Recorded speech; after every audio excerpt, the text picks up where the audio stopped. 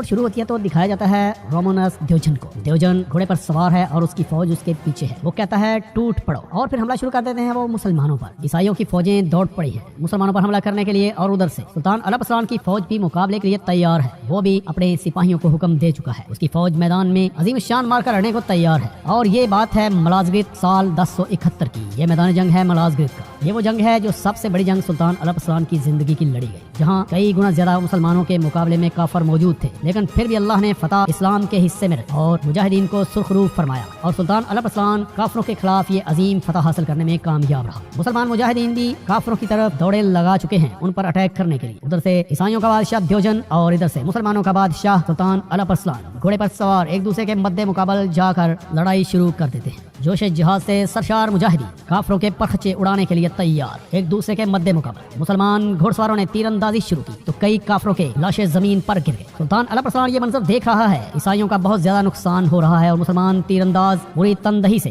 صلیبی فوج کے گھوڑ سواروں کو زمین پر گرا رہے ہیں. رومانس دیوجن بڑھتا ہے اپنے گھوڑے پر سلطان الپسلان کو دیکھ رہا ہے اور کہتا ہے الپسلان ایسا کیسے ہو سکتا ہے. پھر کہتا ہے مٹا دو سب کو اور گھوڑے کو ایڑ لگا دیتا ہے. دونوں فوجیں ایک دوسرے میں گھس چکی ہیں اور گھمسان کا رن پڑنے والا ہے بلکہ پڑ چکا ہے. یہیں سے منظر بدل جاتا ہے 3 ماہ قبل کا, جہاں سلطان الپسلان کو اس کا کامیاب ترین جاسوس سردار الپ جو کہ بہترین تیر انداز بھی ہے وہ کہہ رہا ہے سلطان الپسلان سے جس کے سامنے نقشہ پھیلا ہوا. کہتا ہے میں محل کے اندر تک بلکہ ان کی سانسوں میں اتر گیا سلطان مانی, مگر سلیم کے پکڑے جانے پر میرے سامنے ایک ہی راستہ تھا, علی سلجوق کے لیے اپنی جان داؤ پر لگا دے. یوں موت کے حوالے نہیں کیا جا سکتا تھا. سلیم کو بچاتے ہوئے میرا راز فاش ہو گیا. معذرت خواہ ہوں سلطان مانی, میں اپنے فرض کی ادائیگی میں ناکام ٹھہرا ہوں. لیکن سلطان الپسلان اس کے جھکے ہوئے سر کو کہتے ہیں سر اٹھاؤ اپنا. سردار الپ ایک دوسرے کو پیچھے نہ چھوڑنے کا حکم میں نے ہی دیا تھا. راز فاش ہو گیا تو کیا ہوا, لیکن یہ بتاؤ جو ضروری ہے کہ تم مجھ تک پھر کیسے پہنچے. وہ کہتا ہے رومن دیوجن کا سایہ بنے رہنے والی عورت کپتان اراز نے ہمیں بھاگتے ہوئے پکڑ لیا تھا. ٹھیک میرے اندازے کے مطابق اسٹیفن ہمارے اندر غدار تم ہو. اسے خیال آ رہا ہے جب کیپٹن اراز نے اسے کہا تھا, اور پھر کہتی ہے جو بھی تمہارا نام ہو. وہ تلوار نکالتی ہے اور اسٹیفن کو قتل کرنے لگتی ہے, لیکن دیکھتے ہی دیکھتے وہ وہاں پر موجود صلیبی سپاہیوں کو موت کے گھاٹ اتار دیتی ہے. اسٹیفن اور اس کا دوست یہ دیکھ کر حیران رہ جاتے ہیں. وہ کہتی ہے میں تمہارا ساتھ نہیں دے رہی بلکہ ہم ایک ہی طرف ہیں. مجھے روم سے انتقام لینا ہے لیکن ایسی حالت میں ناممکن ہے, اسے اپنے ساتھ باہر نہیں لے جا پاؤ گے. وہ کہتا ہے میری مدد کرو. پھر وہ کہتی ہے تم دونوں میرے ساتھ چلو. اسٹیفن یعنی سردار جلدی جلدی ان لاشوں کو سائڈ پہ کرتے ہیں اور اتنے میں راز واپس آتی ہے. کہتی ہے دوسروں کو بھی خبر کرو, قسطنطنیہ سے بچ کر نکلنا چاہتے ہو جلاد کے پاس جانا ہو. پھر تلوار اس کی گردن پر رکھ دیتی ہے. اتنے میں ایک صلیبی سپاہی وہاں آتا ہے اور راز اسے کہتی ہے باندھ لو انہیں, اور اشارہ کرتی ہے سردار الپ کو. سردار الپ سمجھ جاتا ہے کہ اب اراز ان سے مل چکی ہے. پھر انہیں قبر کا خیال آتا ہے جہاں صلیبی انہیں دفنا کر جانے کے لیے تیار ہیں, لیکن سردار الپ اٹھتا ہے اور دونوں کو قتل کر ڈالتا ہے اور اپنے بھائی کی قبر کو کھودنا شروع کر دیتا ہے تاکہ وہ بھی باہر نکل سکے. کہتا ہے سلیم آنکھیں کھولو, ہوش میں آؤ سلیم, ہوش میں آؤ. سلیم ہوش میں آ چکا ہے. پھر اپنے خیال سے واپس آتا ہے. سردار الپ کہتا ہے پھر ہم قبروں سے اٹھے اور وہاں سے بھاگ آئے. اراز خاتون نے ہماری جان بچائی ہے سلطان. ان کے والد نے باقی لوگوں کے ساتھ مل کر رومن دیوجن کی فوج میں شامل ہونے سے انکار کر دیا تھا. اس وجہ سے دیوجن نے اراز کے گھرانے سمیت تمام رشتہ داروں کو قتل کر دیا تھا, یعنی انتقام لینا چاہتی ہے. اناطولیہ میں بازنطینیوں کے سامنے رکاوٹ بننے کی کوشش کا کہا. رومن دیوجن اراز خاتون کو کبھی خود سے جدا نہیں کرتا, اس پر ہر کسی سے بڑھ کر بھروسہ کرتا ہے. سلطان الپسلان اور دوسرے لوگ بڑے غور سے اس کی باتیں سن رہے ہیں. پھر ناظرین منظر بدلتا ہے تو اراز کو دکھایا جاتا ہے جو گھوڑے پر سوار جا رہی ہے اور کچھ سوچ رہی ہے, اور پیچھے سے آواز آ رہی ہے ابھی تک سردار الپ کی, جو کہتا ہے میں نے اپنی آنکھوں سے دیکھا ہے سلطان, اراز خاتون انتقام کے لیے جی رہی ہے. پھر رومن دیوجن اراز سے کہتا ہے مجھے اعتراف کرنا ہوگا اراز کہ تم نے مجھ سے کوئی ناراضگی شو نہیں کی اپنے خاندان کی وجہ سے. مجھے تھا کہ تم ناراض ہو. وہ کہتی ہے میں پہلے ہی بتا چکی ہوں شہنشاہ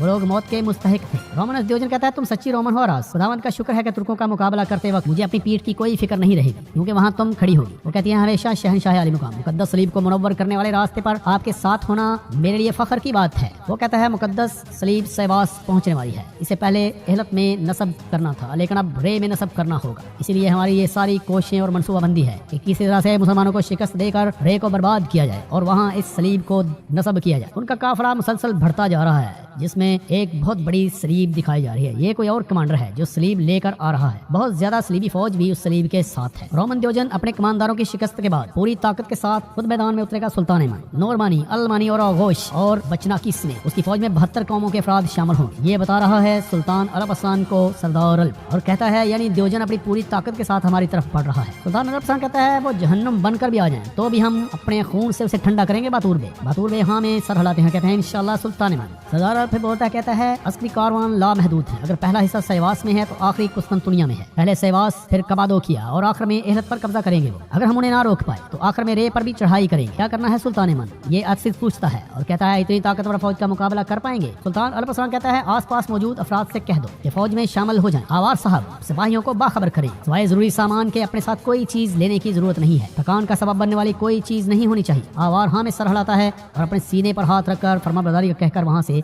चला जाता है। बातूर साहब कहते हैं खतरनाक जंग होगी, उनके पास हथियारों की कोई कमी नहीं है। सुल्तान अल-बसरान कहते हैं 40 सिपाहियों के साथ चीनी महल पर धावा बोलने वाले और शाप के बेटे नहीं हैं हम बातूर साहब, क्या ऐसा नहीं? वो कहते हैं बिल्कुल ऐसा है सुल्तान मन। फिर सुल्तान अल-बसरान कहते हैं मेरे पीछे पहाड़ बनकर खड़े होने वाले जांबाज उनके मुलाजमों की तरह नहीं है, कामयाब होने वाले इंशाल्लाह हम ही होंगे। वहाँ लोग इंशाल्लाह कहते हैं और सुल्तान अल-बसरान अपनी चमकती आंखों के साथ एक तरफ देखकर सोच रहा है। फिर नाज़रीन शब रोज गुजरने के बाद दिखाया जाता है 2 माह बाद का मंजर, जब लड़ाई जारी है सलीमियों और मुसलमानों के दरमियान, जहाँ बातूर साहब और दूसरे मुजाहिदीन जोश व खरोश से लड़ते दिखाई देते हैं। ये वो छोटी छोटी लड़ाइयाँ हैं और रुकावटें हैं जो मुलाज़िगत से पहले लड़ी गई और मुसलमानों ने काफरों का जगह जगह इस्तकबाल किया अपनी तलवारों से और उनकी लाशों के पुश्तों के पुश्ते लगा दी ताकि उनकी ताकत को कमजोर किया जा सके और एक बहुत बड़ा लश्कर मुसलमानों के मुकाबले में आने से कासर रहे। इसलिए ये छोटी छोटी झड़पें होती रही और इस्लाम के मुजाहिदीन फतह हासिल करते रहे और मुसलमानों की जुर्रत और दलेरी इस हद तक बढ़ जाती है उन काफरों की कुव्वत को तोड़ते हुए कि एक जंग में बातूर साहब उनके कमांडर को गिरफ्तार कर लेते हैं। कहते हैं जब काफर कोई काबू आता है तो उनके नसीब में कैद होना ही होता है। बातूर साहब गुस्से से और अपनी बड़ी बड़ी आंखें उसे दिखा रहे हैं और काफर बातूर बे की तरफ इंतहाई हसरत से देख रहा है जबकि तलवार उसकी गर्दन पे रखी हुई है। फिर दिखाया जाता है सफिया को जो पढ़ रही है और लिखा है मेरे सिपाही चाहे जितने भी थके हुए या जख्मों से चूर चूर हों, वो जुल्म के खिलाफ उठ खड़े होने में एक लम्हा नहीं लगाते। इसी अज़म के साथ हम मूसल को पीछे छोड़ते हुए अब दजला से जिजरा की जानब बढ़ रहे हैं। शायद मकतूब पहुंचने तक हम जिजरा पहुंच भी चुके हों। फिर कहते हैं सफिया खतून मर्व और करमान में जितने सिपाही मौजूद हैं सबको इकट्ठा कर लें। ये फौज हमारी कुमक ना भी बन पाए तो भी हमारे असासों की हिफाजत करेगी। बाज़म की उनके दाखिल होने के तमाम मकामात पर इन फौजियों को खड़ा करें, उन्हें सरहद पार करने की इजाज़त ना दी जाए। जंग नसीब की बात है, अगर देवजन मुझे रौंद कर आगे बढ़ जाए तो उसका मुकाबला करें। इस्लामी सरजमीन पर काफरों के पांव पड़ने की इजाज़त ना दें। ये वो खत पढ़ रही है जो सुल्तान अल-बसरान ने उसे भेजा है, क्योंकि उसके बाद कायम मकाम सुल्तान वही है और वो रे में मौजूद है तख्त संभाले हुए। मज़ीद सुल्तान अल-बसरान लिखता है हर वो शख्स जो तलवार थाम सकता हो तलवार थामे और तलवार न थाम पाने वाले अपने हाथ दुआओं के लिए उठाकर सब साथ साथ रहे। तमाम लोग हाँ में सर हिलाते हैं। दरबार में बहुत से खवातीन और हजरात मौजूद हैं। फिर सफिया खातून पत लपेटती है और बोलती है, कहती है सुल्तान के हुक्म पर बगैर किसी कमी बेशी के अमल किया जाए वाह वालदा। वो अकनाय अम्मा से ये कहती है और कहती है अब चैन से बैठना हमारे लिए हराम है। फिर वो एक तरफ देखने लगती है। कहा जाता है सुल्तान अल-बसरान को जो एक खैमे में दरबार लगाए बैठा है और उसी काफर को पेश किया गया है जिसे बातूर बे ने गिरफ्तार किया था। सुल्तान अल-बसरान उससे पूछता है तो वो कहता है जो करना है कर लो, मेरे मुंह से एक लफ्ज भी नहीं निकलवा पाओगे। सुल्तान अल-बसरान कहता है जनरल ऐसा कभी नहीं हुआ कि हमने जंगी कैदी को कत्ल किया हो, हमें कुछ सुनने की जरूरत नहीं है। हमारे इलाकों में मौजूद हमारे जासूस हमें सब कुछ बता देते हैं, बल्कि यहाँ तक कि बंद दरवाजों के पीछे होने वाली बातों से भी बाखबर कर रहे हैं और इसमें तुम लोगों के सनम के टूट जाने की खबर भी शामिल है, यानी सनम वो सलीब को कह रहा है। वो कमांडर हैरानगी से सुल्तान अल-बसरान और दूसरे कमांडरों की तरफ देखता है और कहता है मगर ये कैसे पता हो सकता है? जनरल के लिए खाने का इंतजाम किया जाए, ये कहते हैं सुल्तान अल-बसरान। आवार ताबेदारी का कहकर वहाँ से चला जाता है और सुल्तान अल-बसरान जनरल की तरफ देख रहा है। देवजन को एराज कहती है कि जनरल ब्रह्म उसकी लाश नहीं मिली, यकीनन गिरफ्तार हो गया होगा। देवजन कहता है लानत हो, तुरंत कभी नहीं जीत पाएंगे शहंशाह आली मुकाम, मुझे ये यकीन है। एराज उसे कहती है और तसल्ली देती है। इजाजत लेकर जाने लगती है तो वो कहता है कप्तान रुक जाओ। एराज रुक जाती है, उसकी तरफ पलटती है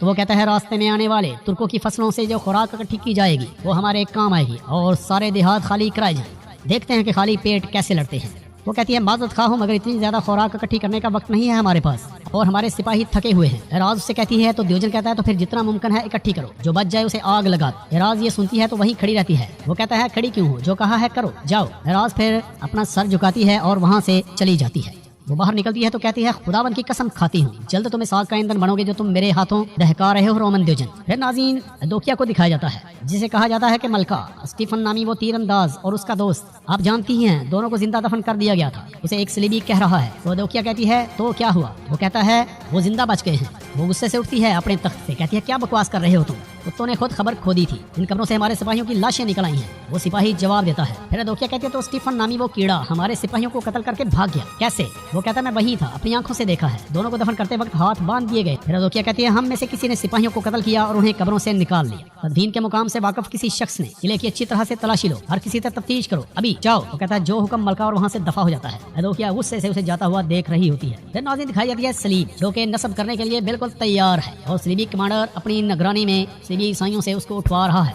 और खड़ी करवा रहा है। कहता है जोर लगाओ और आखिरकार वो जोर लगाते लगाते उस सलीब को खड़ा करने में कामयाब हो जाते हैं। ईसाई कमांडर उन्हें मजबूती से रस्सों को बांधने का कहता है। फिर नाज़रीन दिखाया जाता है उस जनरल को जिसको गिरफ्तार किया गया है और वो मौजूद है हवालात में, यानी सुल्तान अल्लाह के आर्जी कायम किए गए हवालात में। सुल्तान अरब कह रहा है अपने सिपाहियों से और सरदार के रे पहुंचकर बगावत की आग को हवा देने से कबल मुझे वहां पहुंचना हो, मसला हल करके जल्द अज जल्द वापस लौट आऊंगा इंशाअल्लाह। बातूर में कहते हैं सफर आसान हो सुल्तान, और अगर कौर सरदार हमारे अंदाजे से तेज निकले तो मेरे बाद यहाँ की कमान याकूती सरदार के हाथ में होगी। ये कहता है सुल्तान अरबसान और कहता है हरकत में कब आना है वही बताएं। तमाम लोग फरमा बरदारी का कहते हैं। सुल्तान अरबसान घोड़े पर सवार होकर वहाँ से निकल जाता है, उसके साथ मुहाफिज दस्ता भी वहाँ से कूच कर जाता है। उधर सरदार उस जनरल के पास आता है, यानी जनरल ब्राह्मूस के पास। कहता है खामखा जहमत दे रहे हैं खुद को जनरल ब्राह्मूस, अनातोलिया तुर्कों का होकर रहेगा। मैं नजरअंदाज किए जाने वाले अरमनों में से हूँ। उसे ख्याल आ रहा है दरबार में दाखिल होने का, जब स्टीफन यानी सरदार अल्प उसमें दाखिल हो गया था और कह रहा था कि हम तुर्कों के सामने ढाल बने खड़े रहे, हम भी ये बात सुनना चाहते हैं, मेरी कौम के हवाले से किया जाने वाला फैसला सुनना मेरा हक है। जब ब्राह्मूस को ये ख्याल आता है तो कहता है सरदार अरब से तुम बच कैसे गए? तुम गद्दार हो, तुम जिंदा नहीं हो सके, तुम्हें तो शहनशाह ने खुद दफन किया था। सरदार अरब कहता है देख लिया ना, मैं अभी जिंदा हूँ। ब्राह्मूस कहता है सुल्तान के पास सिर्फ अहम दस्ते मौजूद, तुम तुर्क इन मुट्ठी भर सिपाहियों के साथ जीत नहीं पाओगे। सरदार अरब कहता है हमारी कुमक आ लेने दो, तब देखना ये मुट्ठी भर लोग सर पर पड़ने वाला फौलादी मुक्का कैसे बनते हैं। ब्राह्मूस गुस्से से सरदार अरब की तरफ देखने लगता है। फिर दिखाया जाता है कि रास्ते में आने वाले देहात जिनको लूटा जा रहा है उनकी फसलें तबाह की जा रही हैं। एराज वहाँ मौजूद है और ईसाई कमांडर भी। सलीबी कमांडर बहुत ज्यादा फसल इकट्ठी कर रहे हैं और बाकी को आग लगाने का कहते हैं, लेकिन एराज उनको रोकती है कि ऐसा मत करो। वहाँ बहुत से मजलूम लोग भी मौजूद हैं जिनकी फसलों को नुकसान पहुंचाया जा रहा है। एराज के पास कमांडर आता है, कहता है मशअलें रोशन करो। एराज से कहती है जनाब तामीन, ऐसा करना जरूरी नहीं है। वो कहता है क्या मतलब कप्तान, शहनशाह के हुक्म की मुखालफत करनी है? एराज कहती है हम अपना काम कर चुके हैं, बाकी जो वजह है इससे इनका पेट नहीं भर सकता, इन देहातियों के खाने के लिए कुछ छोड़ दो। वो कहता है ये तो पूरी फौज के लिए भी काफी है, तुम्हें लग रहा है मुझे नजर नहीं आ रहा? अपने भाई और बाप को इसी तरह जाल में फंसा था तुमने, क्या चाहती हो? फिर तामीन मिशल पकड़ता है और कहता है देवजन ने तुम्हें इसी वजह से ये जिम्मेदारी सौंपी थी ना, अब वो मेरी वफादारी परख रहा है। मैं रोम से कभी गद्दारी नहीं करूंगा कप्तान, अगर अपने हम नस्ल तुर्कों को मारना पड़ा तो भी तरस नहीं खाऊंगा, जलाना पड़ेगा तो जला डालूंगा। अब अपने मालिक शहनशाह को बता दो कि हम तुम्हारे बाप भाई की तरह गद्दार नहीं हैं। फिर वो मिशल खड़ी फसल पर फेंक देता है और उसको आग लगा देता है ताकि देहातियों के लिए कुछ भी न बच सके। लोग मसलसल एहतजाज कर रहे हैं, कह रहे हैं कि आग मत लगाओ, लेकिन वो ये सब कुछ कर चुका है और फसल जलकर भस्म हो चुकी है। फिर नाज़रीन दिखाया जाता है अदोकिया जिंदान की तरफ जा रही है। वहाँ जाकर देखती है कि सलीबियों की लाशें पड़ी हुई हैं। सलीबी सिपाही कहता है जिस दिन एराज ने उनको गिरफ्तार किया था उसने ये लोग पहरेदारी कर रहे थे, बताया गया था कि एराज वहाँ थी, उन्हें अपने घर वालों से मुलाकात के लिए भेज दिया था। अदोकिया कहती है एराज यानी वो भी गद्दार है। फिर कहती है फौरन देवजन को बाखबर किया जाए अभी। वो कहता है जो हुक्म मलका, और फिर वो मरे और गले सड़े सिपाहियों की तरफ देख लेती है। फिर नाज़रीन उधर दिखाया जाता है कि मुसलमान मुजाहिदीन एक आदमी को पकड़कर जनरल ब्राह्मूस के साथ कैद कर देते हैं। तो कहता है ये मुझ पर महज इल्जाम है, मुझे छोड़ दो, लेकिन उसे जबरदस्ती फेंक दिया जाता उस कैद खाने में। वो कहता है मुझे गिरफ्तार करने का हक किसी को हासिल नहीं है। उधर तामीन पहुंच चुका है देवजन के पास, कहता है जनाब आपके हुक्म की ताबेदारी की गई है और फसलें जला दी गई है और आग कहीं से हासिल नहीं कर पाएंगे। वो एराज भी वहाँ मौजूद है। देवजन कहता है शानदार, देखते हैं भेड़िए भूखे पेट कैसे लड़ पाते हैं, शानदार काम किया है तामीन तुमने। तामीन कहता है कप्तान आराज के मना करने के बावजूद जनाब। देवजन आराज की तरफ देखता है, उठ खड़ा होता है, कहता है आराज तुमने इसे क्यों मना किया? आराज कोई जवाब नहीं देती तो तामीन बोलता है, कहता है अगरचे मैं तुर्क हूँ मगर खून के आखिरी कतरे तक रोम के लिए लड़ूंगा, मेरी वफादारी के लिए आराज कप्तान को इस तरह का इम्तिहान लेने की जरूरत नहीं थी। आराज कहती है अपने बाप भाई की वफादारी हासिल न कर पाने की वजह से मेरे लिए शहनशाह देवजन के हवाले से तुम्हारी वफादारियां परखना जरूरी था तामीन। जब तामीन कहता है इजाजत दीजिए जनाब। वो वहाँ से चला जाता है तो रोमन देवजन आराज की तरफ देखता है, कहता है शानदार, मगर दोबारा ऐसे किसी इम्तिहान से कबल मुझे बाखबर किया जाए। राज हाँ में सरहद इतने में एक सलीबी वहाँ आता है, कहता है जनाब मुकद्दस सलीब हलब पहुंच चुकी है, हमारी छावनी में इस तरह नस्ब की गई है कि तुर्कों को नजर आती रहेगी। देवजन कहता है बहुत अच्छा। वो सलीबी वहाँ से चला जाता है तो रोमन देवजन कहता है बेहतरीन, पता चल जाएगा कि अनातोलिया का असल मालिक कौन है। राज ऊपर से मुस्कुराती हुई नजर आती है। उधर एक सलीबी घोड़े पर सवार जा रहा है, वो एक जगह पहुंचता है तो उसकी मुलाकात होती है बहुत से सलीबियों से। मलका अदोकिया की तरफ से हूँ, शहनशाह रोमन देवजन तक अहम तरीन मकतूब पहुंचाना है। वो मकतूब उसे देता है और फिर वो सलीबी कमांडर उसे जाने के लिए रास्ता दे देता है। उधर कैद खाने में जनरल ब्राह्मूस के पास जो नया कैदी लाया गया है वो कहता है भागने का रास्ता पिछली तरफ से है, खामोश बगैर किसी आवाज के वहाँ से निकलना होगा। इस जहन्नम से बचने का बस यही एक तरीका है। ब्रह्मोस कहता है मगर यहाँ से कैसे निकलेंगे? वो कहता है इसके जरिए। वो कहता है होशियार रहना, कोई आने लगे तो बाखबर करना। फिर वो चाबी से ताला खोलने लगता है और आखिरकार उसको खोलने में कामयाब हो जाता है। तो सफिया खातून को आकनाए अम्मा कह रही हैं, गोलजा ने बताया कि सोई नहीं हो। वो कहती है दिमाग अलपरसान की तरफ लगा हुआ है, कैसे सो सकती हूँ वालदा, आपकी हालत भी मुझसे मुख्तलिफ नहीं है। आकनाए कहती है बिल्कुल नहीं है। सफिया कहती है अल्लाह से दुआ है हम पर करम फरमाए और हमें इस शर से बचाए और जान छुड़ाए। सफिया कहती है उन्होंने मिस्र की तरफ मुंह फेरा, लेकिन कुदरत ने फिर उनका अनातोलिया की तरफ कर दिया। अकनाया कहती है ये नसीब की बात है बेटी। वो कहती है बिल्कुल वालदा, बाहर लग रहा है कि अनातोलिया की तकदीर अलपरसान की तकदीर से जुड़ चुकी है। अकनाए हाँ में सर हिलाती है। दादी फिर मंजर पलटता है सुल्तान अलपरसान की तरफ जो खैमे में नमाज अदा कर रहा है। सलाम फेरने के बाद वो जहाँ नमाज को एक जगह रखता है तो इतने में अक्सीज वहाँ आ जाता है। उसके साथ वही कैदी है जिसको ब्रह्मोस के साथ कैद किया गया था, वो वहाँ मौजूद है। कहता है जनाब हुक्म पर अमल दरामद हो चुका है। जनरल को शुबा तक नहीं हुआ, छावनी से निकलते ही हमारे रास्ते जुदा हो गए थे। अलपरसान कहता है अब बारी है जनरल ब्रह्मोस की कि वो सब जाकर शहनशाह को मुस्लिमी सिपाही जो मौजूद हैं उनको सोने नहीं दिया जा रहा। और कौन ऐसा कर रहा है? ये हैं सुल्तान अलपरसान के तरबियत याफ्ता भेड़िए, यानी वो सिपाही जो भेड़ियों की तरह जंगल में आवाजें निकालते हैं ताकि स्लीबी सो न सके। वो तरले मिन्नतें कर रहे हैं, कहते हैं बस बहुत हो गया, कोई आवाज ना आ जाए, मेहरबानी करके चुप कर जाओ। लेकिन भेड़िए कहाँ सब्र करने वाले हैं, ज़हनी तौर पर स्लीबियों को थका रहे हैं और उन्हें इंतहाई परेशान करके उनकी नींद पूरी नहीं होने दे रहे। उधर एराज खड़ी है जनरल द्योजन के पास, कहती है सिपाही कई दिन से सो नहीं पा रहे, जंगल में सलजोक हमारे सिपाहियों को सोने नहीं दे रहे। द्योजन कहता है मगर हम एक आदमी भी नहीं पकड़ पाए, कैसे आते हैं कैसे जाते हैं कोई पता नहीं चल रहा। एराज कहती है वो मुसलसल सफर करते हैं, आसार छोड़े बगैर जगह तब्दील कर रहे हैं। द्योजन कहता है अगर सिपाही आज रात भी खाली हाथ आए तो एक एक करके सबकी जान लूंगा। उधर नक्शा फैलाए सुल्तान अलपरसान खड़ा है, कहता है द्योजन सरदार के जरिए ब्रह्मोस को हासिल होने वाली मालूमात के मुताबिक हरकत में आएगा और हम तक कुमक पहुंचने से रोकने के लिए अपनी फौज को 2 हिस्सों में तकसीम कर देगा, यानी काफिर कम तादाद में एहलत की जानब बढ़ेगी। द्योजन जानता है कि हमें गेंचा से कुमक हासिल हो सकती है, इस वजह से वो अपनी फौज का एक हिस्सा इस तरफ रवाना करेगा, अनातोलिया में मौजूद सिपाहियों को हमारे साथ शामिल होने से रोकेगा, दूसरा हिस्सा दियारे बकर और मैकलेदिया की तरफ भेजेगा। मगर इनके इस तरफ रुख करते हैं और हमारे सिपाही ना मिलने का एहसास होने तक बहुत देर हो चुकी होगी। उनके वापस आने के बावजूद हम द्योजन के सरकर्दा रास्ते को एहलत पहुंचने से कबल मुलाजबियत में ही खत्म कर देंगे। पूरी दुनिया देख लेगी कि मुलाजबियत रोमियों का कब्रिस्तान बन जाएगा। फिर नाज़रीन दिखाया जाता है रेश है जहाँ सफिया खातून मौजूद है। सिपाहियों को हुक्मनामे दिए जा रहे हैं और ये हुक्मनामे हैं सफिया खातून की तरफ से। वो कहती है इन मकतूबों को मेरे बताए गए पतों तक पहुंचाने के लिए अपने घोड़े हवा की तरह उड़ाओ और पानी की तरह बहाओ, क्योंकि आलिया सलजोक और आलम इस्लाम की सलामती इन मकतूबों के जल्द अज जल्द मुतय्यना मुकामात तक पहुंचने से जुड़ी है। तमाम कासद अपने सीनों पर हाथ मारते हैं, यानी वफादारी का, और जल्द अज जल्द इस काम को सरअंजाम देने का कहते हैं। फिर नाज़रीन दिखाया जाता है पड़ाव जहाँ खाना पकाया जा रहा है और तैयारियाँ जारी हैं। पहुंचने वाले कासद वहां अपने अपने पैगाम पहुंचा चुके हैं और तमाम लोगों तक पैगाम पहुंच चुका है जो सफिया खातून ने भेजा है। हर कोई पढ़कर सुना रहा है। एक कहता है सल्जूकी सल्तनत में कोई कबीला ऐसा ना हो जिस तक ये खबर ना पहुंचे। सिर्फ रोमी ही नहीं बल्कि तमाम काफिर इकट्ठे होकर इस्लामी परचम को गिराने और सल्जूकी सल्तनत के खात्मे के लिए रवाना हो चुके हैं। अबुल फतह सुल्तान अलपरसान ने ये खबर सुनते ही मिस्र से अपना रुख मलाज़ की तरफ कर लिया है। खलीफा समेत तमाम आलम इस्लाम ये बात जान ले के किस्सा जलील और खतरनाक दुश्मन आलम इस्लाम की सरहदों पर दस्तक दे रहा है। जान लें ताकि जो तलवार नहीं थाम सकता वो दुआ में शामिल हो जाए। दुआ करें कि दुश्मन आलम इस्लाम की 2 धारी तलवार से हमेशा के लिए खत्म हो जाए और इस्लाम का परचम थामने वाले तुर्क लश्कर को हमेशा फतह नसीब फरमाए। आज और द्योजन का कारवां आहिस्ता आहिस्ता आगे की तरफ बढ़ रहा है। उनके साथ सलीबियों की बहुत ज्यादा फौज शामिल है जो उनके पीछे पीछे आ रही है। और उधर सुल्तान अलपरसान की क़यादत में भी मुसलमान सल्जूकी लश्कर आगे ही आगे बढ़ता जा रहा है। उनकी मंजर है मराज और फिर नाज़रीन दिखाई जाती है अर्ज़रोम करारगाह, जहाँ हर तरफ सलीबियों के खैमे नस्ब हैं और बहुत बड़ी फौज मुसलमानों को शिकार करने के लिए आगे बढ़ना चाहती है। कहा जाता है हमें वो मकामात काबू करके आगे बढ़ना चाहिए जहाँ हमारी फौज अदबी एतबार से सल्जूकियों से बरतर है। ये एक सलीबी कमांडर कह रहा है, कहता है शहनशाह हम अपने ऊपर सल्जूकियों के हमले का इंतजार करेंगे।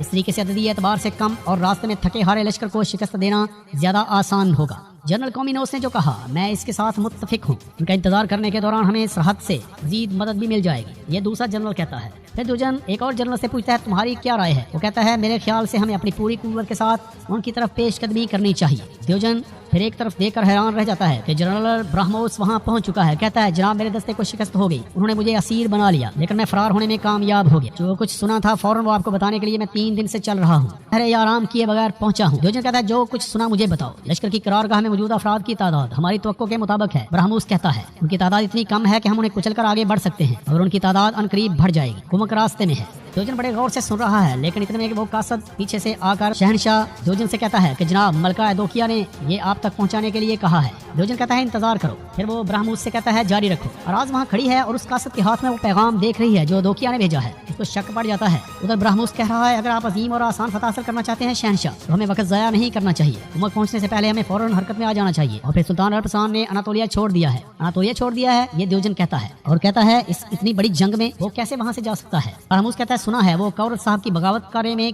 कमा करने गए हैं। मौका पाकर अराज उस कासद के पास जाती है, कहती है इंतजार न करो, ये मुझे दो। वो कहता है शहजादी उनका कहना कि ये बहुत अहम है। अराज कहती है मैं तुम्हें कह रही हूँ मुझे दो। वो सिपाही कासद वो पैगाम अराज को देकर वहाँ से चला जाता है। देवजन कहता है अल्पसान को खुद पर बहुत भरोसा है। जब वो रे में इस बगावत से निमट रहा है हम इसका सब कुछ ले लेंगे। वापसी पर अनातोलिया अल्पसान के लिए जहन्नुम जैसा होगा। वो कहता है नक्शा लाओ। शहनशाह देवजन कहता है एक सिपाही से जनरल की देखभाल करो। वो उसे लेकर वहाँ से चला जाता है। एराज परेशान दिखाई देती है, हाथ उसने हाथ में पकड़ा हुआ है। देवजन के सामने नक्शा फैला दिया जाता है टेबल पर। वो कहता है हम इंतजार नहीं करेंगे बल्कि हम हमला करेंगे। पहले उनकी हमसे छीनी गई आखिरी जमीन एहलत हासिल करेंगे, फिर उसके बाद आनी, फिर सुरमारी तजारती बाजार, फिर वास्को खान, हम सब उनसे छीन लेंगे। गंजा में, करमान में, मोसल में, रे में या मर्व में एक तुर्क भी सांस नहीं ले सकेगा। माम जनरल हाँ में सर हिलाते नजर आते हैं और परेशान दिखाई देती है एराज।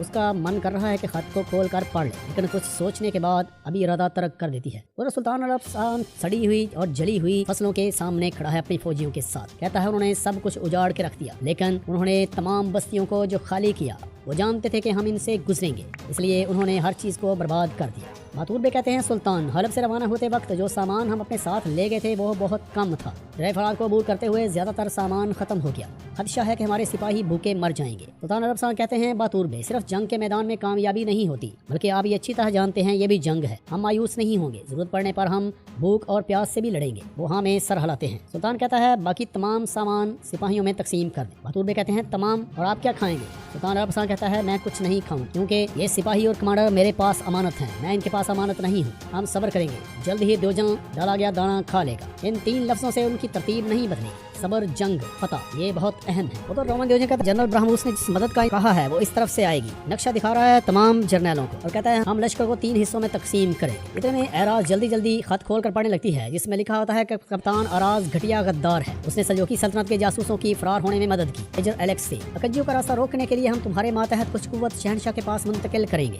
दूसरा हिस्सा यहाँ अर्जीन में दयारे बकर से आने वाली हमायत को तबाह करने के लिए है। फिर कहता है मेजर लियों गंजा से आने वाली फौज को रोकने के लिए 50,000 सिपाहियों को अपनी कमान में जमा करो, जो हुक्म अजीम शहनशाह वो कहता है। और फिर देवजन कहता है हम 2 लाख सिपाहियों के साथ एहलत की तरफ कूच करेंगे। मुकद्दस लश्कर के साथ इत्तेहाद होगा। एहलत के बाद आने की बारी आने वाली है। स्लाव, गोथ, फ्रैंक, जर्मन, जॉर्जियाई, नॉर्मांदी, हत्ता कि उनकी नस्ल में से औस, बजनाक और कबकाच भी हमारे साथ शामिल होंगे और इस कामयाबी में अपना हिस्सा पाने के मुंतजिर हैं। सुल्तान अरफसान ने रोते हुए रब से 50,000 आदमियों की फौज के साथ अल्लाह से मोइज़ा होने की मदद मांगी है, इस भारी भरकम फौज को शिकस्त देने के लिए। वहाँ लोग तंजिया तौर पर मुस्कुरा देते हैं देवजन की इस जुमले बोलने पर। फिर देवजन अराज को पुकारता है, लेकिन देखता है कि अराज वहाँ नहीं है। थोड़ा परेशान दिखाई देता है कि वो कहाँ चली गई। उधर अराज बड़ी परेशान है, एक जगह जाकर खड़ी हो जाती है और फिर चक्कर लगाने लगती है। कहती है क्या ये मुनासिब वक्त है? लानत हो, किस वक्त ये पहुंचा? कहती है किसी चीज के बारे में सोचो अराज। फिर दिखाया जाता है संजोग सिपाही रास्ते में बैठे खाना खा रहे हैं, जबकि सुल्तान अरफसान बिल्कुल खामोश एक जगह पर बैठा है। सिपाही उसके पास खाना लेकर आता है तो सुल्तान अरफसान कहता है किसी और सिपाही को दे दो। बातूर में इसरार करते हैं, लेकिन कहते हैं सुल्तान अरफसान के नहीं, मैं खाना नहीं खाऊंगा। सिपाही खाना लेकर वहाँ से चला जाता है। फिर सुल्तान अरफसान को बातूर में कहते हैं कि शिकार करने के अलावा फिर कोई चारा नहीं। इतने में आर्तुक वहाँ आता है, कहता है जनाब कुछ सिपाही बेहोश हो गए हैं, कुछ भूख से मरने जा रहे हैं। सुल्तान अरफसान उठता है, उनके साथ जाता है। सिपाही वाकई नढाल हैं, तो एक सिपाही उठकर खड़ा हो जाता है। सुल्तान अरफसान को जब अपने सामने देखता है, सुल्तान अरफसान कहता है तुम काफी लागर हो गए हो, वापस चले जाओ। वो कहता है मैं वापस जाने का इरादा कर चुका था, लेकिन मैं आपके साथ रहूंगा और हमेशा आपका साथ निभाऊंगा। हम उस रास्ते से पीछे नहीं हटेंगे जिस पर काफिरों ने नजरें गाड़ ली हैं। सुल्तान अरफसान खुश होता है और वापस आ जाता है। बातूर बे से फिर सुल्तान अरफसान कहते हैं लश्कर तैयार करें, हम कूच करने वाले हैं। वो सिपाहियों को जल्दी जल्दी उठने का कहते हैं और पोजीशनें लेकर तमाम लोग कूच कर जाते हैं। और खत पढ़ रहा है अराज से लिया हुआ मलका अदोकिया का जाली खत। देवजन पढ़ता है और कहता है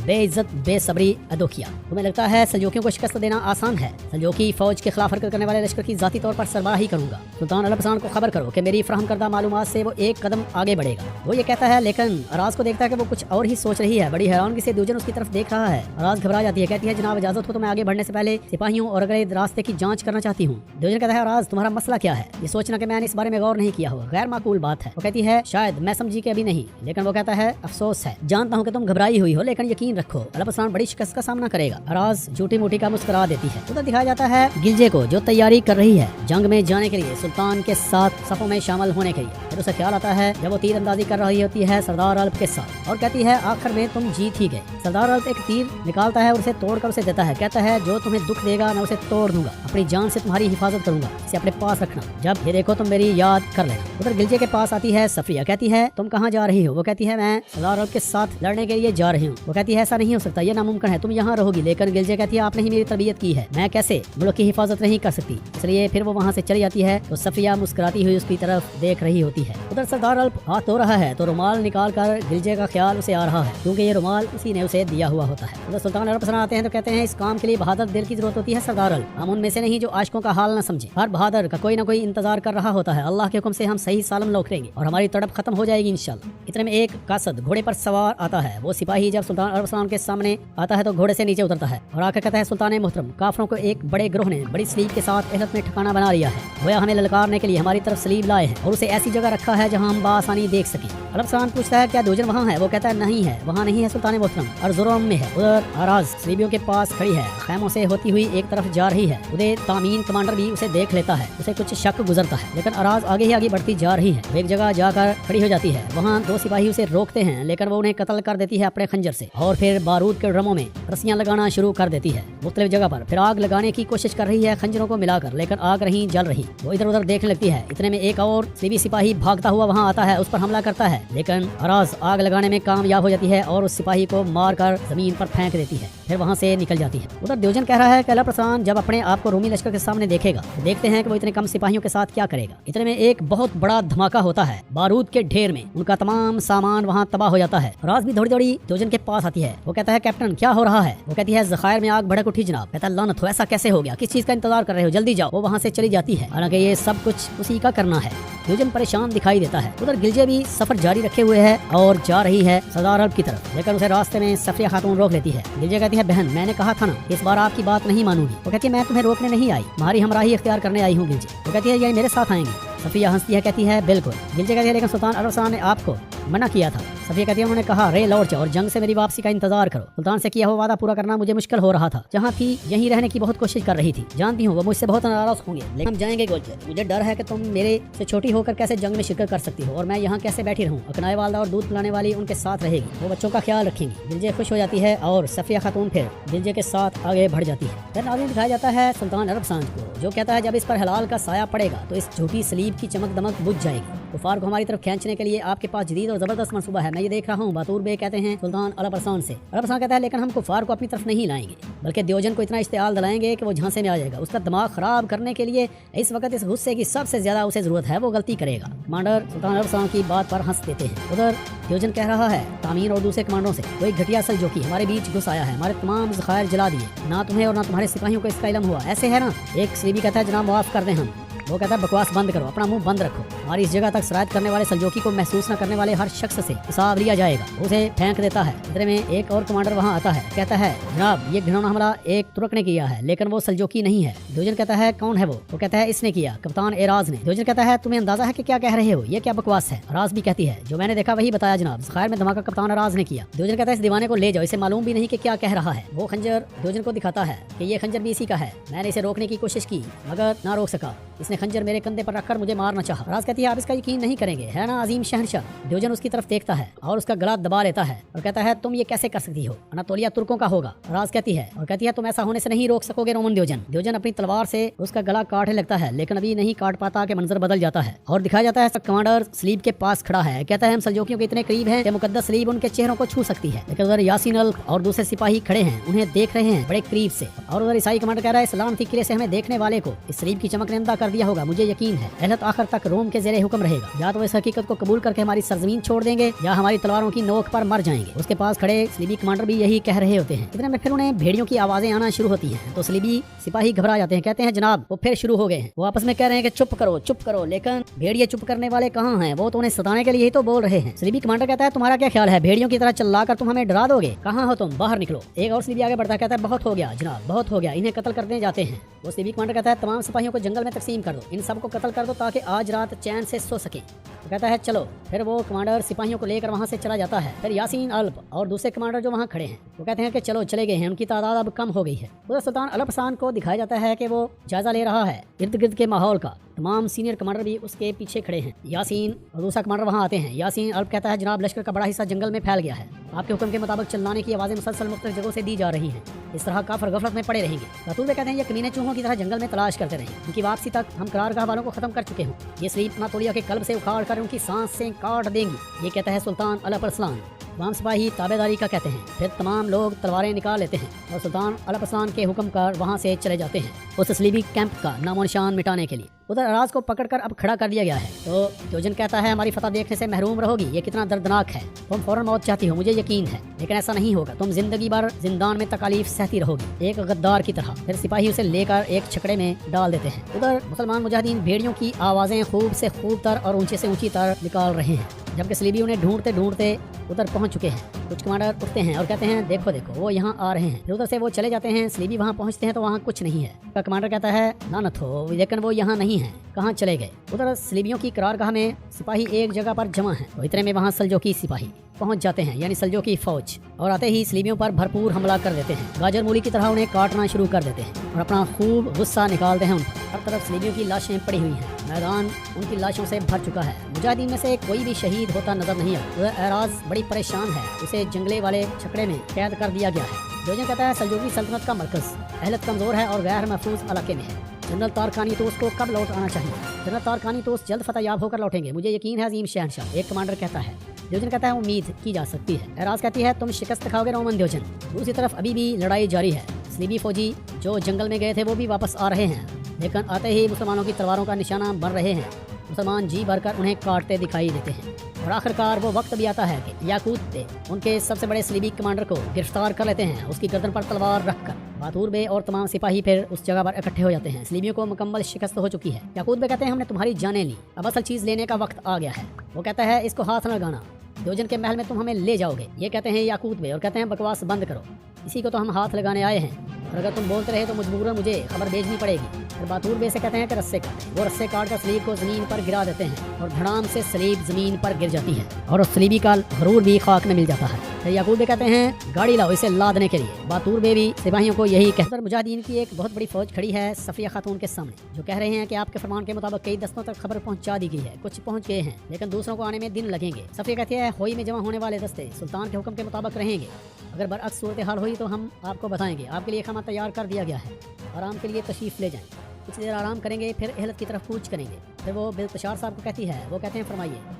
कहती हैं अपने आदमियों को खबरदार करें, अच्छी तरह आराम कर लें, फिर हम रवाना होंगे। उधर सुल्तान अलपरसान इंतजार कर रहा है मुजाहिदीन की फतह का, और आखिरकार मुजाहिदीन फतहमंद होकर सलीब को छकड़े पर लाद कर सुल्तान अलपरसान के सामने ले आते हैं और कहते हैं भेड़िए के शिकार को कभी भागते हुए देखा है क्या? नहीं, शुक्रिया याकूती साहब। तो कहते हैं ये सलीब सुल्तान मोहतरम, आपके हुक्म के मुताबिक जनरल तारकानी उसको हमने जाने दिया। सुल्तान अलपरसान कहता है द्योजन को जब इल्म होगा तो वक्त ज़ाया किए बगैर और सोचे समझे बगैर एहलत आएगा। असीस कहता है हम क्या करेंगे? सुल्तान कहता है लश्कर कताल की सियत अख्तियार कर लेगा, पहले हम उन्हें सुलह की पेशकश करेंगे, एलची लौट आए, सलीब खलीफा हज़रत को भेज दें, उन्हें कहें ये सुल्तान अलपरसान की तरफ से तोहफा है। रसूल कहते हैं हुक्म सुन लिया, सलीब को ले जाओ। सिपाही छकड़े को लेकर वहाँ से चले जाते हैं। फिर दिखाई जाती है अर्ज़ रूम की करारगाह, जहाँ ताहद्दे निगाह खैमे लगे हुए हैं। द्योजन खड़ा है, सलीब वाला कमांडर वहाँ पहुँच चुका है, इसको सुल्तान अलपरसान के सिपाहियों ने मुआफ करके वहाँ भेज दिया था। तो आकर द्योजन से कहता है अजीम शहनशाह माफ कर दें, तुर्कों को अहल से निकाल फेंकने की खुशखबरी लेकर आपके हजूर पेश होना चाहता था, लेकिन वो तादाद में हमारी तवक्को से ज्यादा थे, कुमक भी आ चुकी होगी। द्योजन कहता है मतलब तुमने उन्हें मुकद्दस सलीब को छूने दिया, वो पागल हो गया है। मुकद्दस सलीब की हिफाजत के लिए मैंने बहुत कोशिश की, कमांडर कहता है, लेकिन द्योजन उसकी शाह में खंजर घोंप देता है और कहता है अगर तुम सब कुछ करते तो तुर्क तुम्हें कत्ल करते, मैं नहीं, और फिर उसे जमीन पर मारकर फेंक देता है। फिर एक कमांडर आगे बढ़ता है, कहता है माजत खा हूं अजीम शहनशाह, लेकिन मुकद्दस सलीब तुर्कों के पास है, ये बड़ी बदशगुनी है। सिपाहियों ने इस बारे में सुन लिया तो ये बिल्कुल अच्छा नहीं होगा, मैं बेचैन हूँ और कई दिनों से इस लानती आवाज को सुनने की वजह से मैं सो नहीं पा रहा। द्योजन कहता है बकवास बंद करो, वो भी पागल हो चुका है और कहता है जब हम जंग में फतेहयाब होंगे तो सिपाही ये दिन भूल जाएंगे और फतह से पुरजोश होंगे। फिर द्योजन कहता है मेजर तामीन से